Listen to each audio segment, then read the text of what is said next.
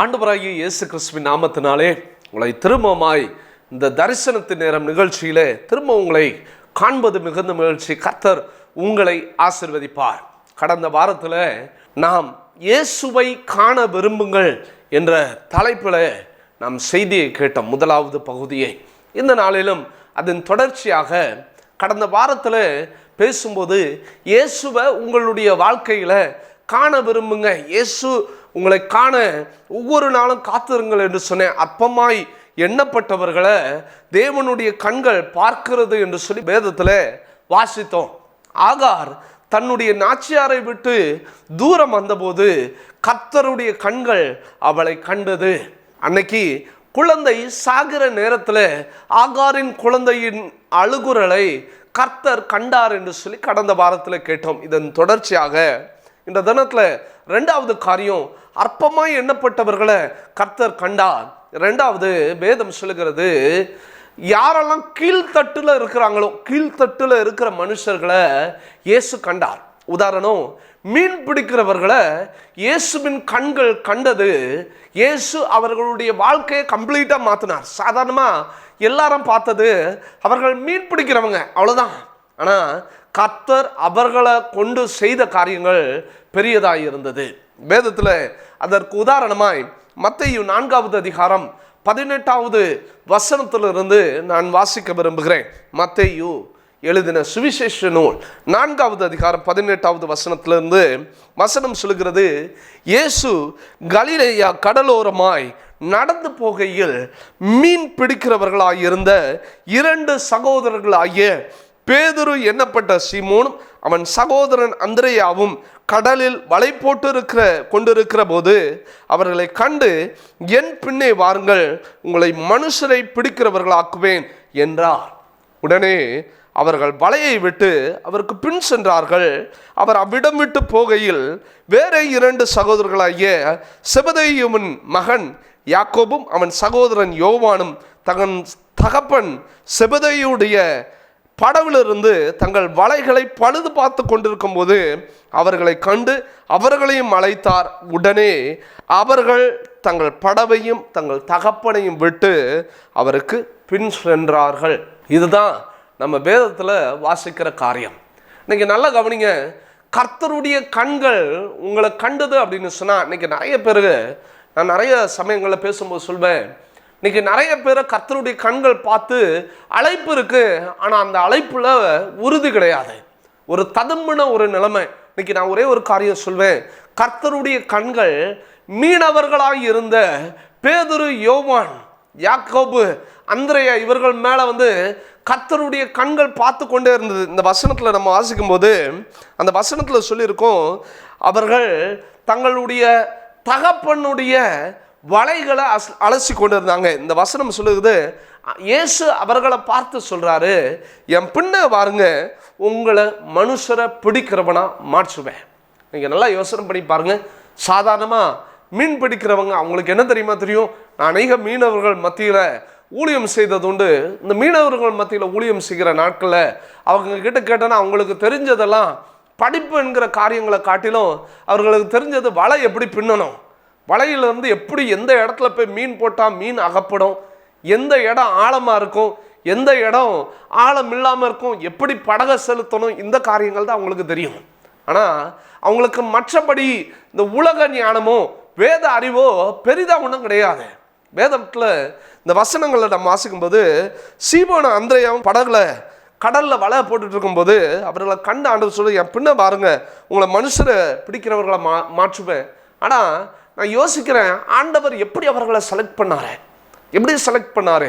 ஆனால் எனக்கு ஒரே ஒரு இது என்னன்னா, உடனே அவங்க வலையை விட்டுட்டு அவருக்கு பின்ன சென்றாங்க. பாருங்க, இயேசுவின் வார்த்தைக்கு கீழ்ப்படிந்தாங்க. இன்னைக்கு முதலாவது இந்த பாயிண்ட்ல நான் சொல்ல விரும்புறது, கீழ்ப்படியுங்க.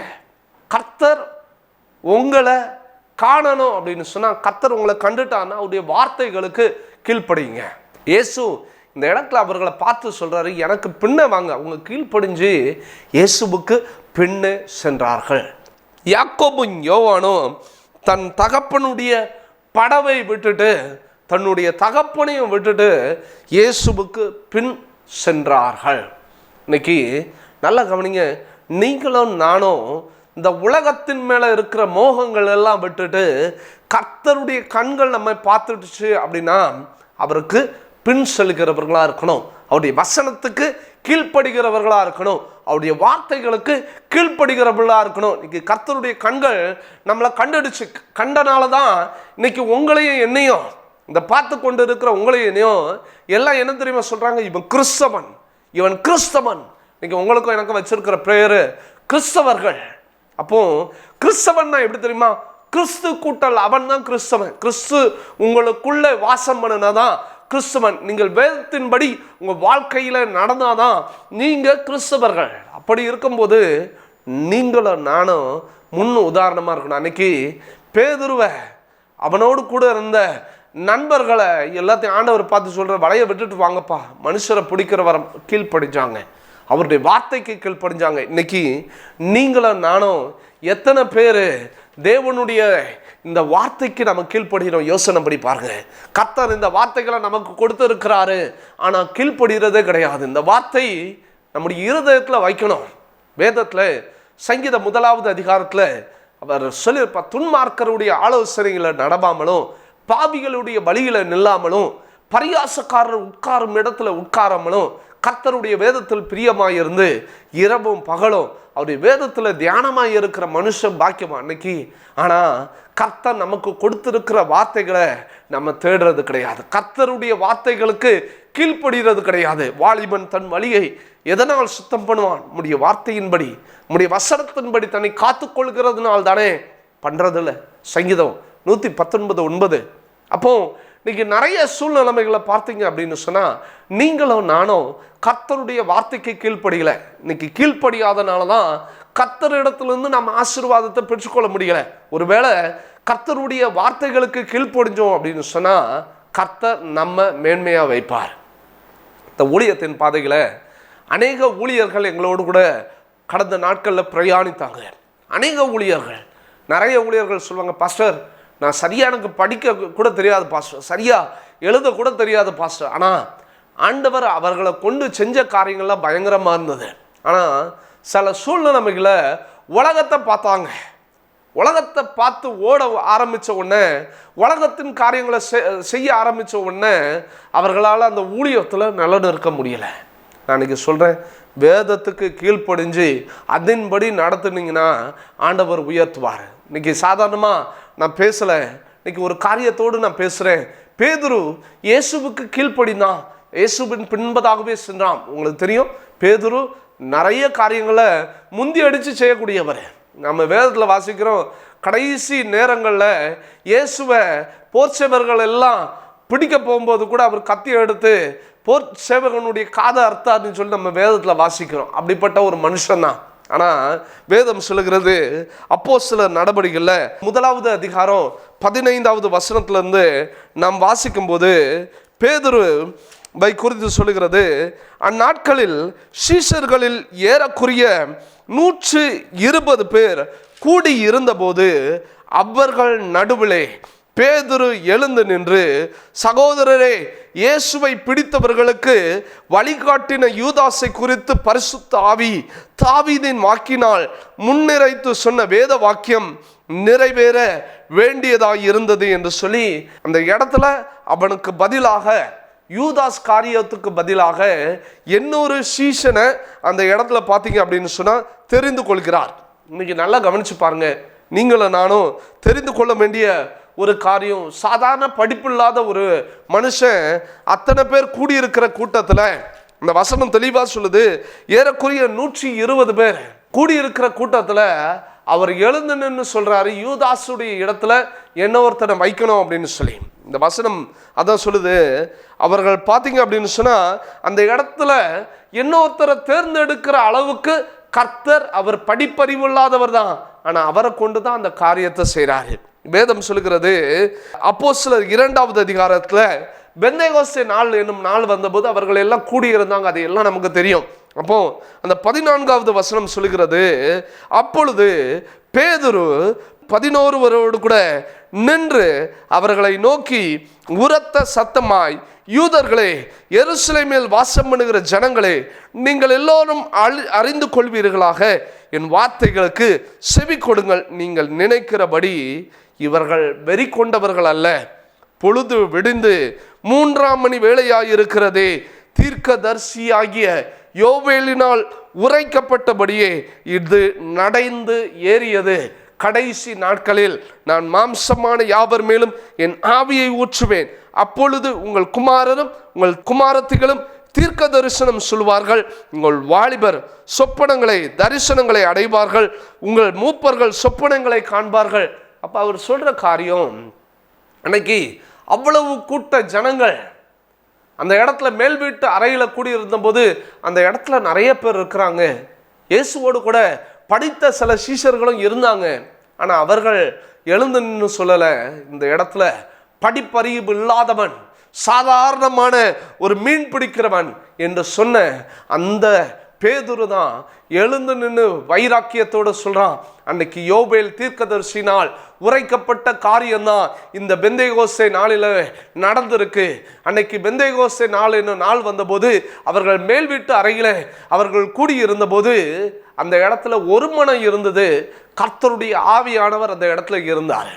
இன்னைக்கு சபைகளில் ஒருமனங்கள் இருந்ததுன்னா, சபை எல்லாம் ஒருமனப்பட்டு ஜெபிக்கிற போது, இல்லை நீங்கள் குடும்பத்தோட ஒருமனப்பட்டு நீங்கள் ஜெபிக்கும் போது, ஒருவேளை நீங்கள் தாழ்ந்தவர்கள் என்று நிறைய பேர் சொல்லலாம், சாதாரணமான மனுஷன்னு சொல்லலாம். ஆனால் கர்த்தருடைய கண்கள் உங்களை தான் பார்த்துட்டு இருக்கு.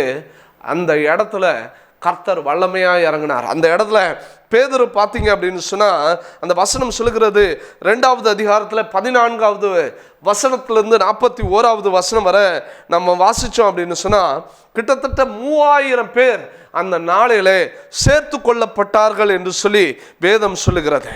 அந்த நாளில் கிட்டத்தட்ட 3000 பேர் சேர்த்து கொள்ளப்பட்டார்களாம். இன்னைக்கு வேதம் சொல்லுகிறது, கடைசி நாட்களிலே மாம்சமான யாவர் மேலும் என் ஆவியை ஊற்றுமேன் என்று சொல்லி. அப்போ இந்த அதிகாரத்தில் ஒரு சில வசனங்களை மேற்கோள் காட்ட விரும்புகிறேன். அப்போஸ்தலர் 2வது அதிகாரம் 36வது வசனத்திலிருந்து வாசிக்கிறேன். ஆகையினால் நீங்கள் சிலுவையில் அறைந்த இந்த இயேசுவை தேவன் ஆண்டவரும் கிறிஸ்துவுமாய் இருக்கிறார் என்று இஸ்ரவேல் குடும்பத்தார் யாவரும் நிச்சயமாய் அறிய கடவர்கள் என்றான். இதை அவர்கள் கேட்டபோது இருதயத்தில் குத்தப்பட்டவர்களாகி பேதுருவையும் மற்ற அப்போஸ்தலர்களையும் பார்த்து, சகோதரரே, நாங்கள் என்ன செய்ய வேண்டும் என்றார்கள். நான் இன்னைக்கு சொல்றேன், சாதாரணமாக படிப்பறிவு இல்லாத பேதுரு தான் அந்த ஜனங்கள் எல்லாம் இவருடைய வார்த்தையை கேட்ட உடனே சொல்றாங்க, சகோதரரே, நாங்கள் என்ன செய்ய வேண்டும். இன்னைக்கு நான் சொல்றேன், நிறைய பேர் சொல்லுவாங்க, ஐயா நான் படிப்பறிவே இல்லை, எனக்கு ஜெபமே பண்ண தெரியாது. நான் சொல்கிறேன், நீங்கள் ஸ்தோத்திரம் பண்ணுங்க. எல்லா வேலைகளிலும் ஸ்தோத்திரம் பண்ண தான் கிருபை பெருகும். படிப்பறிவு இல்லாத நிறைய பேரை கர்த்தரின் நாட்களில் அநேக தேசங்களில் பயன்படுத்தியிருக்கிறார். அநேகருக்கு ஒரு முன்மாதிரியாக வைத்திருக்க காரணம் என்ன தெரியுமா? படிப்பறிவில் அது கிடையாது.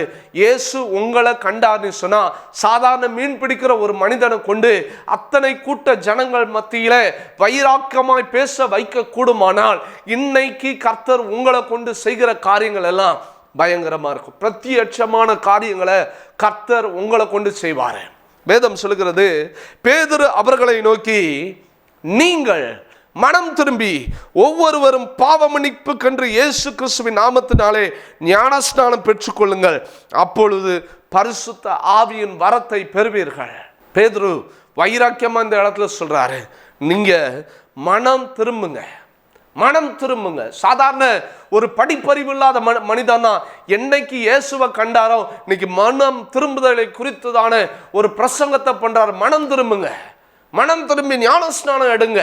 வேதம் சொல்லுகிறது, அப்பதான் நீங்க பரிசுத்த ஆவியின் வரத்தை பெற முடியும். அப்பதான் நீங்க எல்லாம் எங்களை கிண்டல் பண்றீங்களே, என்னையா இவங்க எல்லாம் சேர்ந்து ஏதோ குடிச்சு வெறிச்சு பேசுற மாதிரி பரிசுத்த ஆவியில நிறையிறேன்னு சொல்றாங்களே, அப்பதான் அந்த வரம் உங்களுக்குள்ள செயல்படும். அன்னைக்கு விசுவாசத்தோட இந்த இடத்துல சொல்றேன், நீங்க ஒருவேளை நீங்க படிப்பறிவு இல்லாதவர்கள், உபயோகம் மற்றவர்கள் என்று சொல்லி யோசனை பண்ணி கொண்டிருக்கலாம். உபயோகம் மற்ற உங்களை தான் கர்த்தர் பயன்படுத்த விரும்புகிறார். ஞானிகளை வெட்கப்படுத்துறதுக்கு தேவன் பைத்தியங்களை தெரிந்தெடுக்கிறாரு, பைத்தியமானவர்களை தெரிந்தெடுக்கிறாரு. பலமான வெட்கப்படுத்துறதுக்கு பலவீனமானவர்களை தெரிந்தெடுக்கிறார். வேதம் சொல்லுகிறது 40வது வசனத்துல, என்னும் அநேக வார்த்தைகளாலும் சாட்சி கூறி மாறுபாடுள்ள இந்த சந்ததியை விட்டு விலகி உங்களை ரட்சித்துக் கொள்ளுங்கள் என்று புத்தி சொன்னார். இன்னைக்கு படிப்பறிவு இல்லாமல் இருக்கலாம். ஆனால் நான் சொல்கிறேன், நிறைய பேர் சொல்லுவாங்க, பாஸ்டர் நான் படிப்பறிவே கிடையாது, நான் எப்படி பாஸ்டர் இயேசுவை குறித்து சொல்கிறது? நான் சொல்கிறேன், கர்த்தர் உங்கள் வாழ்க்கையில் செஞ்ச நன்மையை மாத்திரம் நீங்கள் சொல்லுங்கள். அதுதான் சுவிசேஷம், அதுதான் சுவிசேஷம். கர்த்தர் என் வாழ்க்கையில் நன்மையை செஞ்சிருக்கிறார், நான் சொல்லாமல் இருக்கிறேன்னா, நான் சுவிசேஷம் சொல்லலைன்னா நான் பாவம் செய்கிறேன். அப்போ நீங்களும் நானும் என்ன தெரியுமா பண்ணணும்? கர்த்தர் நம்முடைய வாழ்க்கையில கர்த்தர் செய்த நன்மைகளை இயேசுவை அறியாத ஜனங்களுக்கு, இன்னும் இயேசுவை தெரியாத ஜனங்களுக்கு அறிவிக்கிறவர்களா மாறணும். சாதாரணமாய் மீன் பிடிக்கிற ஒரு மனிதனாய் இருந்த பேதுருவை கர்த்தருடைய கண்கள் கண்டதே, அவனுடைய வாழ்க்கை மாறினதை இன்னைக்கு உங்களுடைய வாழ்க்கையை மாற்றுவாரு. வேதம் சொல்லுகிறது, அந்த வசனத்துல அவனுடைய வார்த்தையை சந்தோஷமாய் ஏற்றுக்கொண்டவர்கள் ஞான ஸ்நானம் பெற்றார்கள். அன்றைய தினம் ஏறக்குறைய 3000 பேர் சேர்த்து கொள்ளப்பட்டார்கள். அவர்கள் 3000 பேர் சேர்த்து கொள்ளப்பட்டார்கள். இன்னைக்கு நான் சொல்றேன், சாதாரணமா படிப்பு அறிவு இல்லாத ஒரு மனிதனால கர்த்தர் தான் இயேசுதாமனை கண்டு ஊழியத்துக்கு நேரம் அழைச்சார், சீஷனா அழைச்சாரு. ஆனா படிப்பறிவு இல்லாத அந்த மனிதனை கொண்டு 3000 பேருக்கு அதிகமானவர்கள் இயேசுவை அறியும்படி கர்த்தர் செய்தார். அது மாத்திரம் செய்யல, அநேக அற்புதங்களை பேதுரு ஊழியத்திலே செய்தார். வேதம் சொல்லுகிறது, அப்போஸ்தலர் 3வது அதிகாரத்தில் நாம் வாசிக்கும் போது, பேதுருவும் யோவானும் தேவாலயத்துக்கு போனார்கள். அங்கே தன் தாயின் வயிற்றிலிருந்து சப்பானியாய் பிறந்த ஒரு மனிதனை சுமந்து கொண்டு வந்தார்கள். தேவாலயத்தில் பிரவேசிக்கிறவர்களிடத்தில் பிச்சை கேட்கும்படி நாடோறும் அவனை அலங்கார வாசல் என்னப்பட்ட தேவாலய வாசல் அண்டையில் வைப்பார்கள். தேவாலயத்தில் பிரவேசிக்க போகிற பேதுருவையும் யோவானையும் அவன் கண்டு பிச்சை கேட்டான். வேதம் சொல்லுகிறது, அலங்கார வாசலிலே ஒரு முடவன் உட்கார்ந்து கொண்டிருந்தான். அவன் பிச்சை கேட்டு கொண்டிருந்தான். பேதுருவையும் யோவானையும் பார்த்து அவன் கேட்டான், ஐயா தேவாலயத்துக்குள்ள போறீங்களே, எனக்கு பிச்சை போட்டுட்டு போங்கன்னு கேட்டான். வேதம் சொல்லுகிறது, பேதுரும் யோவானும் அவனை உற்று பார்த்து எங்களை நோக்கி பார் என்றார்கள். இன்னைக்கு நான் சொல்றேன், படிப்பறிவு இல்லாத பேதுரு தான், படிப்பறிவு இல்லாத யோவான் தான். ஆனா அவங்க விசுவாசத்தோட சொல்றாங்க, என்னை நோக்கி பாரு, அவர்களிடத்தில் ஏதாகிலும் கிடைக்கும் என்று நோக்கி பார்த்தான். ஆனா பேதுரு சொன்ன காரியம், வெள்ளியும் பொண்ணும் என்னிடத்தில் இல்லை, என்னிடத்தில் இருக்கிறத உனக்கு தரேன், நஸ்ரேயனாகிய இயேசு கிறிஸ்துவின் நாமத்தினாலே நீ எழுந்து நட என்று சொல்லி வலது கரத்தினாலே அவனை பிடித்து தூக்கி விட்டான். உடனே அவனுடைய கால்களும் கரடுகளும் பலன் கொண்டது. இன்னைக்கு நல்ல கவனிங்க, படிப்பறிவில்லாத ஒரு மனிதன் கர்த்தருடைய கண்கள் கண்டது. அவன் படிப்பறிவில்லாத ஒரு மனிதன் தான். கர்த்தருடைய கண்கள் கண்ட மாத்திரத்தில் வேதம் சொல்லுகிறது, அவன் அற்புதங்களை செய்தான், அடையாளங்கள் அவனுடைய வாழ்க்கையில் நடந்தது. நான் இங்கே சொல்கிறேன், நீங்கள் படிப்பறிவில்லாத ஒரு ஜனன்னு சொல்லலாம், ஒன்றுக்கும் உபயோகம் இல்லாதவன்னு சொல்லலாம். ஆனால் ஒன்றுக்கும் உபயோகம் இல்லாத உங்களை தான் ஆண்டவர் சொல்கிற, உங்களை பார்த்து தான் ஆண்டவர் சொல்கிற ஒரு காரியம், நீ ஒன்றுக்கும் உதவாதவன்னு சொல்லாதுங்க. கர்த்தர் உங்களோடு கூட இருந்து செய்கிற காரியங்கள் எல்லாம் பயங்கரமாக இருக்க போகுது.